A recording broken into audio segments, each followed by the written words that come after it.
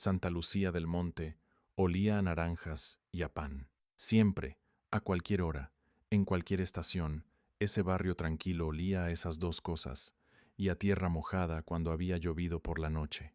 Los naranjos bordeaban las calles como viejos custodios. Las mañanas traían el aroma suave del pan recién horneado mezclado con la humedad de la tierra mojada. Era ese tipo de barrio donde uno llega sin querer y se queda sin darse cuenta. Allí vivía Roberto Castellanos, 43 años, aunque cuando sonreía parecía 10 menos. Padre soltero, manos grandes como paletas, endurecidas por casi 2 décadas de madrugadas y frío andaluz y sol de mediodía que no perdona. Su uniforme naranja estaba desteñido en los codos, en las rodillas, en los sitios donde uno se apoya cuando el cuerpo ya sabe lo que tiene que hacer sin que se lo digan. Pequeñas manchas que contaban historias de cada jornada, de cada bolsa, de cada invierno, pero su sonrisa, firme y genuina, como la de alguien que ha aprendido a encontrar dignidad en lo pequeño. Esa nunca parecía cansarse. Cada mañana, antes de que cantara el primer gallo, antes incluso de que la ciudad sacudiera el sueño de sus párpados, Roberto ya estaba en el camión. Las mismas calles, las mismas curvas, la misma rutina, las mismas caras medio dormidas de los vecinos que lo saludaban con la mano sin terminar de despertar. El panadero que abría antes del alba, los perros que ladraban sin convicción, todo familiar, todo suyo. Conducía como quien reza. Las manos conocían los giros del volante sin que la mente tuviera que indicárselo. Y cada mañana, antes de irse, lo mismo.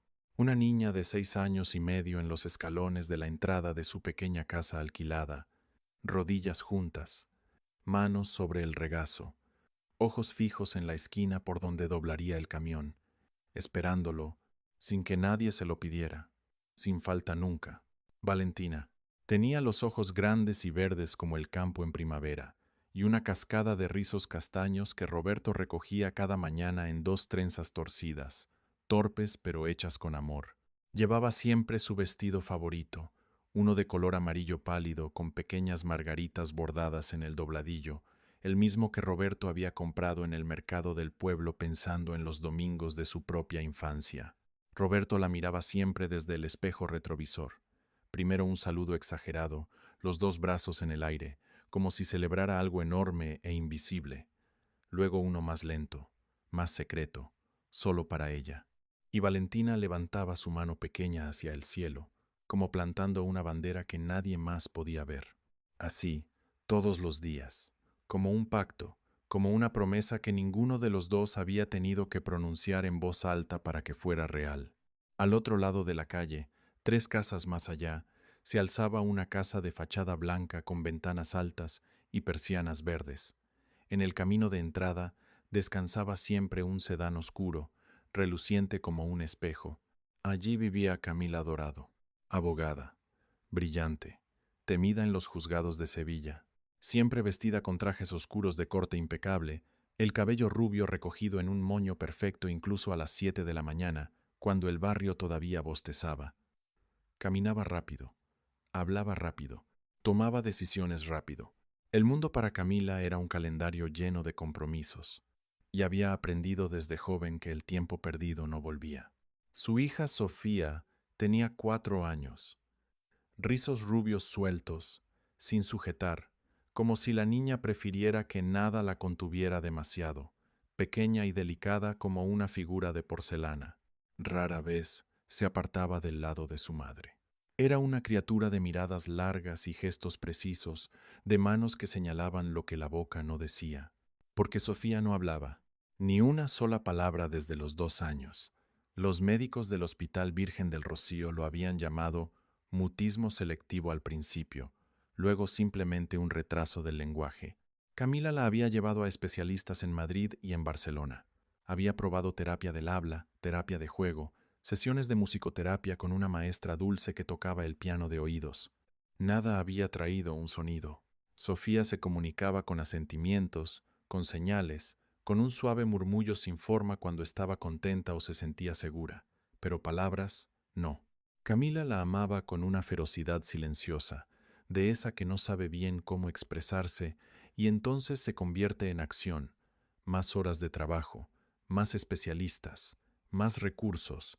Se decía a sí misma que trabajar tanto era por Sofía, para darle todas las oportunidades que ella misma había tenido que ganarse con esfuerzo. Pero en los momentos tranquilos, cuando la casa quedaba en silencio y Sofía dormía, Camila sentía el peso de esa ausencia, como una piedra suave pero constante en el pecho, siempre ahí, siempre esperando. Fue un martes húmedo de principios de verano. Roberto estaba agachado junto al camión, anudando una bolsa verde de residuos vegetales, con la paciencia de alguien que nunca tiene prisa, aunque siempre llegue a tiempo. Camila metía prisa a Sofía para llevarla a la guardería. Sofía se había adelantado unos pasos, como hacía a veces cuando algo llamaba su atención, apretando contra su pecho un conejito de peluche al que le faltaba una oreja. Entonces vio al hombre. Algo en su manera de moverse, lenta, cuidadosa, sin brusquedad, hizo que Sofía se detuviera en seco. Se quedó mirándolo con los ojos muy abiertos, como cuando uno descubre algo que no sabe todavía cómo nombrar. Roberto levantó la vista. Vio a la niña pequeña de pie en la acera, con su conejito y su vestido de flores, mirándolo con esa clase de atención pura que solo tienen los niños y los gatos.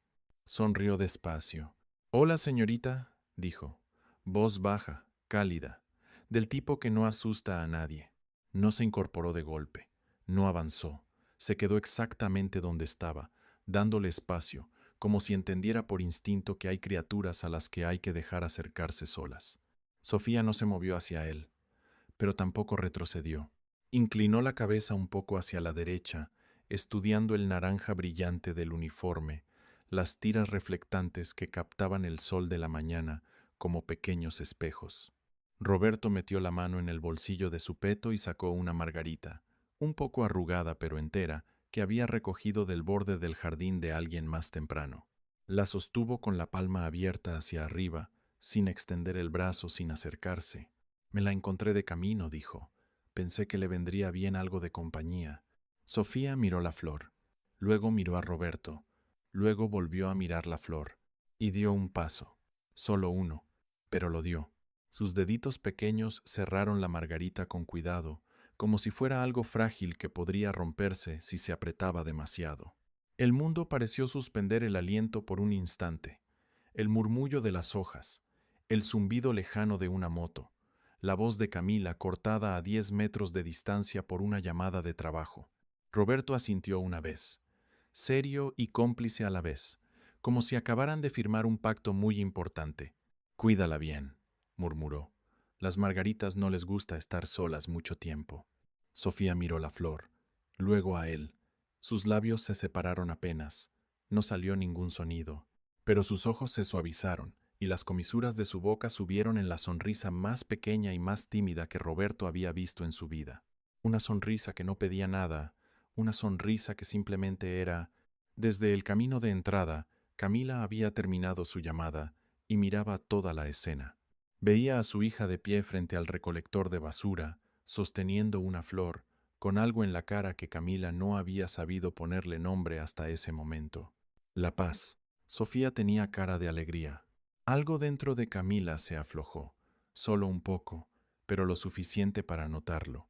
La semana siguiente, Sofía estaba esperando, no dentro de casa, no al lado de su madre, en el escalón de la entrada, con las manos sobre las rodillas y los ojos fijos en la esquina de la calle por donde aparecería el camión. Cuando Roberto apareció, Sofía se levantó despacio y caminó hasta la acera. En las manos llevaba un dibujo doblado en 4. Lo extendió hacia él sin decir nada. Era un dibujo en cartulina azul, una figura con uniforme naranja, un círculo blanco por sombrero, y en la mano algo verde. Roberto lo aceptó con las 2 manos, como si fuera un documento oficial de gran importancia. «Pero si esto es una obra de arte», dijo, abriéndolo con cuidado exagerado. «Ha captado el sombrero perfectamente. No todo el mundo sabe dibujar un sombrero así». Sofía lo observaba, quieta, los ojos siguiendo cada gesto de Roberto. «Me lo llevo en el bolsillo, aquí, encima del corazón», dijo Roberto, doblándolo con cuidado y guardándolo en el bolsillo del pecho de su uniforme. Así cuando vengan los sacos pesados me acordaré de que alguien en esta calle sabe apreciar mi trabajo. Y así empezó el ritual. Cada martes, Sofía traía algo, una piedra lisa del río que había recogido en el parque con su madre, una hoja de arce del color de las brasas, un caracol vacío pero perfecto, una vez, incluso, una pequeña grulla de origami que Camila la había ayudado a doblar un domingo por la tarde, con una paciencia que ninguna de las dos sabía que Camila todavía tenía. Roberto recibía cada regalo con la misma calma reverente.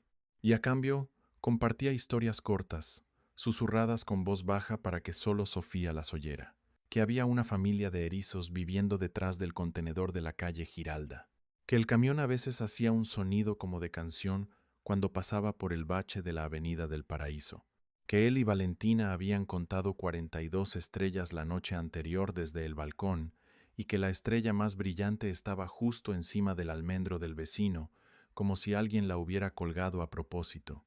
Sofía escuchaba con todo el cuerpo, inmóvil, los ojos brillando. Camila empezó a observar desde la ventana, al principio con cautela, con esa desconfianza profesional que uno construye para protegerse. Pero semana tras semana, lo que veía era siempre lo mismo. Un hombre grande y tranquilo, agachado al nivel de su hija, hablando despacio, sin apresuramiento, sin intentar sacarle nada, sin esperar respuesta, sin incomodarse por el silencio, como si el silencio no fuera un problema que resolver, como si fuera simplemente un idioma más. Un día, cuando Roberto terminaba de cargar las últimas bolsas, Camila se acercó. Gracias, dijo. La palabra le salió antes de que pudiera pensarla demasiado, por la amabilidad que tiene con ella. Roberto se limpió las manos en un trapo y la miró sin sorpresa, como si hubiera esperado esa conversación pero sin urgencia. Los niños saben quién es de fiar, respondió con sencillez. Sofía tiene buen instinto. Camila bajó la vista hacia su hija, que en ese momento colocaba con sumo cuidado una piña pequeña en la mano abierta de Roberto. No habla, dijo Camila en voz baja, casi como una confesión. Lleva años sin decir ni una palabra. Hemos probado de todo. Roberto asintió lentamente, no con lástima, con algo más parecido al reconocimiento, como alguien que ha visto antes esa clase de peso y sabe que no se alivia con palabras rápidas.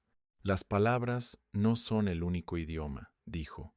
A veces el corazón habla primero. La voz llega cuando está lista, y mientras tanto, lo que dice con las manos y los ojos vale mucho. Camila no respondió, pero esa noche, después de acostar a Sofía, se quedó sentada en la cocina con una taza de té sin beber, pensando en esa frase más tiempo del que esperaba. Pasaron los meses. El verano cedió su lugar al otoño, y las hojas de los naranjos de Santa Lucía del Monte se volvieron doradas antes de caer. Luego llegó la lluvia suave de noviembre y el frío de diciembre que en Sevilla nunca es del todo serio pero que igual obliga a sacar el abrigo. El ritual de los martes sobrevivió a todo. Sofía aprendió a reconocer el ruido del motor del camión de Roberto a 2 calles de distancia, un sonido diferente al de los otros, más grave, con un traqueteo particular que ella identificaba antes de que nadie más lo oyera. Se ponía el abrigo sola, buscaba su regalo de la semana y esperaba. Un sábado frío de enero, Valentina viajó en el camión con su padre. Roberto la había dejado subir al asiento del copiloto, envuelta en su bufanda roja, orgullosa como si viajara en un barco pirata. Cuando pasaron por la casa de Sofía, Valentina sacó la mano por la ventanilla y saludó con los dedos en abanico. Sofía, desde la acera, abrió los ojos como platos. Luego sonrió. Luego levantó su propia mano y la agitó con fuerza, más fuerte de lo que había movido nada en mucho tiempo. Esa noche, Camila llamó a su madre por teléfono, algo que no hacía desde hacía semanas. Le contó lo del camión, lo de la margarita, lo de los martes. Su madre escuchó sin interrumpir y al final dijo: «Qué bien que hayas encontrado a alguien así cerca». Camila no supo qué contestar, así que dijo simplemente «sí». Y fue verdad. Fue una tarde de octubre, cuando el sol caía bajo y pintaba las fachadas blancas de Santa Lucía del Monte de un color entre oro y miel. Roberto se había agachado al nivel de Sofía como siempre, las manos abiertas sobre las rodillas, esperando. Sofía se acercó. Traía una pequeña bellota que había encontrado bajo el roble del parque, la más redonda y perfecta que había podido encontrar. La colocó en la palma de Roberto con los 2 pulgares, asegurándose de que quedaba bien centrada. Roberto la miró. La bellota. A Sofía. La bellota de nuevo. Es la mejor que he recibido en toda la semana, dijo. Sofía lo miró a los ojos. Había algo diferente esa tarde en su manera de mirarlo, algo más firme, como si hubiera tomado una decisión en algún lugar donde no se toman decisiones con palabras. Dio un paso hacia adelante, puso sus 2 manos pequeñas sobre el brazo de Roberto, y después de un silencio que parecía contener toda la calle, todo el barrio, todo el otoño, susurró: «Gracias». 2 palabras, claras, suaves como el primer día de calor después del invierno. Roberto no habló, no podía.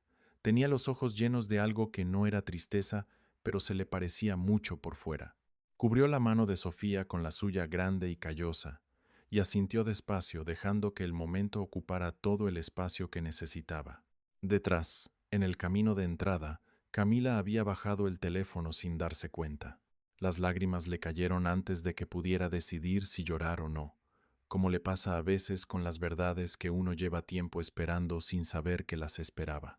Sofía se dio la vuelta, caminó hacia su madre, y en ese mismo susurro, limpio y entero, dijo: «Mamá, Roberto es bueno». Camila se agachó, abrió los brazos, y Sofía entró en ellos sin dudar, los brazos alrededor del cuello de su madre, como si siempre hubiera sabido hacerlo, pero hubiera estado esperando el momento exacto. Esa noche, Roberto se sentó en el balcón de su casa, con Valentina dormida en el sofá, detrás de él. Miraba el cielo sobre los tejados de Santa Lucía del Monte y pensaba en las 2 palabras, en lo poco que habían pesado en el aire, en lo mucho que habían cambiado. Al día siguiente se lo contó a Valentina mientras desayunaban. Ella lo escuchó muy seria, con la tostada en la mano, y luego preguntó: «¿Y por qué te eligió a ti, papá?». Roberto pensó. Removió el café. Miró por la ventana. «Creo», dijo despacio, «que simplemente me quedé quieto el tiempo suficiente para que ella se sintiera vista. A veces, eso es todo lo que hace falta». Valentina asintió como si fuera la respuesta más lógica del mundo, y siguió con su tostada. En los años siguientes, Sofía habló, primero en susurros, luego en frases cortas, luego en el torrente alegre de una niña que descubre que tiene mucho que decir y que alguien quiere escucharla. Entró al colegio con miedo y salió del primer día con un amigo. Aprendió a leer antes de lo que nadie esperaba.